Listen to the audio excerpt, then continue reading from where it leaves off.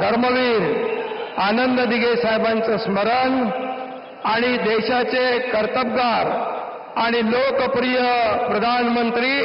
नरेंद्र मोदीजी व देशाचे कणखर गृहमंत्री अमितभाई शाह यांच्या भक्कम पाठिंब्याने आशीर्वादाने तसेच राज्यातील 13 कोटी जनतेच्या आशीर्वादाने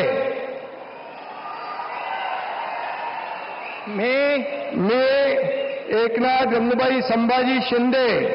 ईश्वर साक्ष शपथ घेतो की कायद्याद्वारे स्थापित झाले आहे अशा भारताच्या